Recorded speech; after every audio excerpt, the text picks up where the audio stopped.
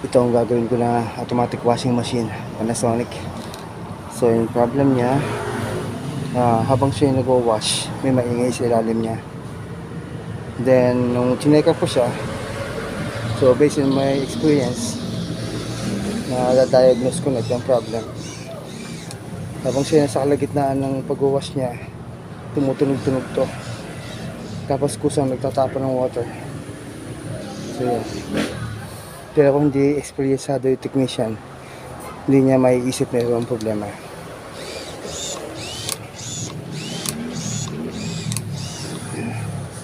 So Panasonic to. Pwede kakabit kong drain motor sa kanya. Magkahawig lang yan. So Panasonic ito LG. So ang difference lang, dalawa yung terminal nito, ito tatlo. So i-conversion ko siya. I-convert ko to. Saka pa galing nga ko na?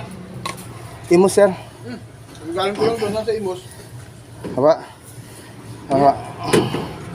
Galing din po sa sa ibang customer. Dami laging schedule.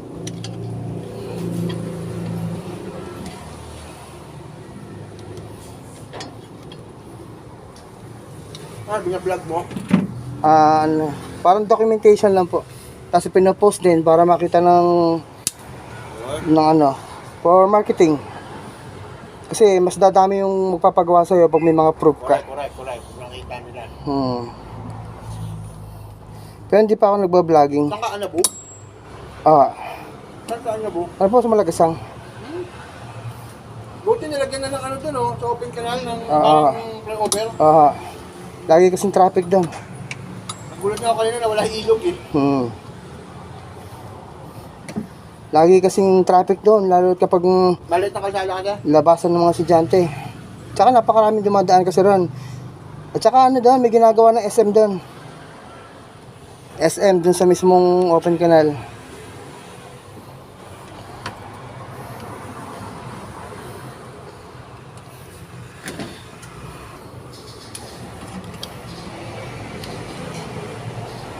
Yan. Ito kasing dating terminal niya na dalawa. Sakto rito yan. Sakto siya. Kaya dito lang lagyan ko. Then dito. Yan, sakto yan. So okay na. Ito Panasonic to. So since ito LG, yan, kailangan i-conversion siya. Yan, sakto. Sakto yan. Kasi tatlo yung terminal niya. Ito dalawa. Itatap pa rito.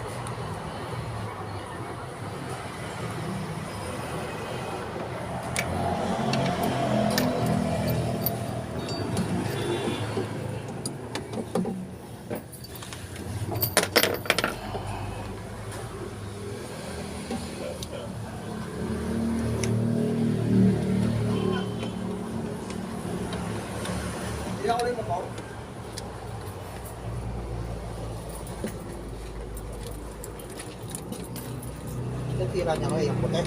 Ah, sir.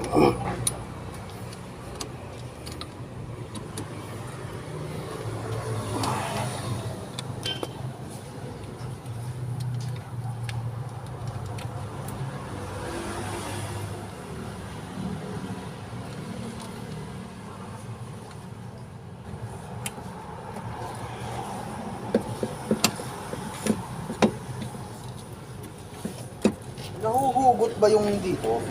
Kasi sa amin ang hina ng tubig eh. Oh, sir. Madali na tanggalin yan. Filter. Ano ba yan? May inaalis din na filter? Oh, dalawa yan. Gamitan mo lang ng plies para mahugot mo. Siguro marumi na. Ah. Dumudumi yan, kaya humihina.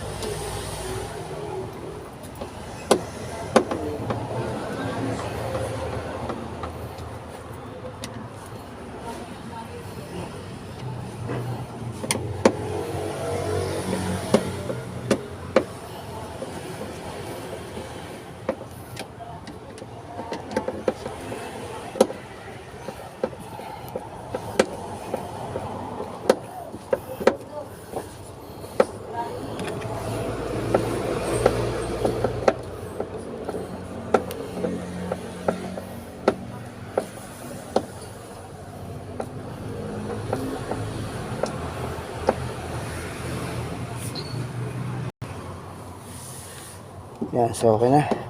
Higpit na yung mga tornilyo niya.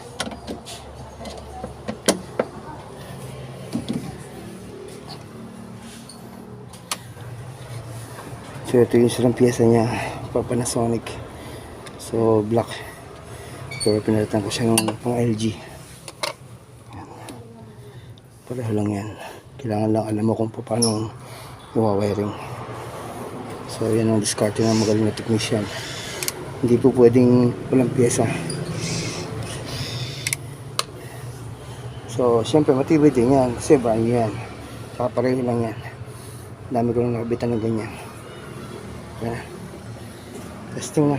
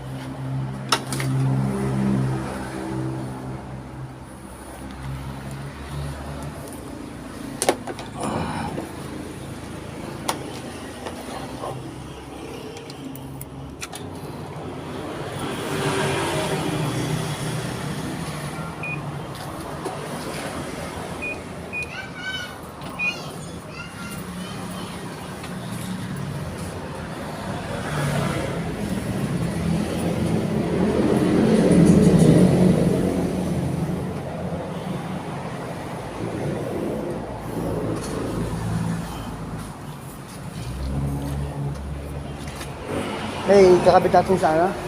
Kaya po malayo po siya. Dito yan nakalagay eh. Ah, yan. Sakto lang. Iasag lang po ito. Hindi ba po?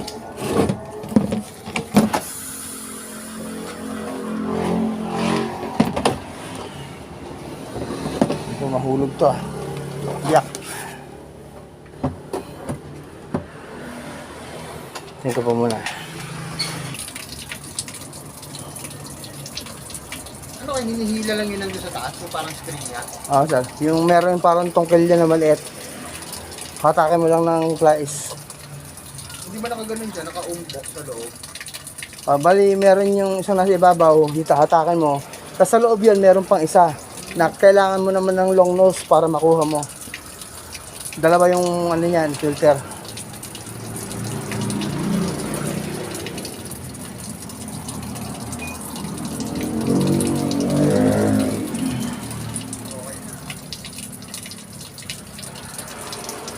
nangyari po dyan, kalagitnaan ng laban niya, may maingay na tumutunog. Tapos, Yun yung dating problema. tapos kusang nagtatapon ng tubig. So, kapag yung technician talaga hindi expert sa ganito, hindi niya malalaman kung ano yun. Kung ano yung source ng ingay na yun. Tsaka nung pag Oo, saan nagtatapon. Oo. Ako kasi experience ko na rin before yan, yung ganyan problem.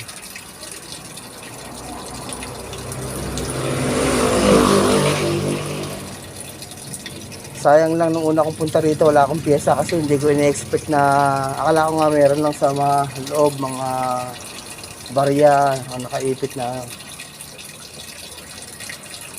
pag mga ganyan troubleshoot, magkano ang rate niya?